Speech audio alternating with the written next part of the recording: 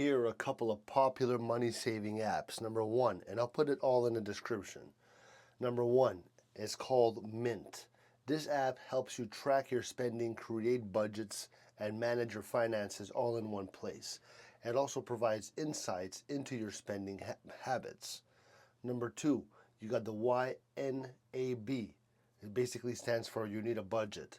So it focuses on helping you create a budget based on your income and expenses, encouraging you to plan for your future expenses and save effectively. Number three, it's called Acorns.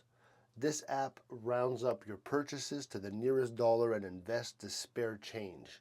So it makes it easy to save and invest without much effort. Number four, you got Qapital. So it's capital with a Q. It allows you to set specific savings goals and creates rules for saving automatically based on your spending habits. These apps can help you manage your money better and make savings easier.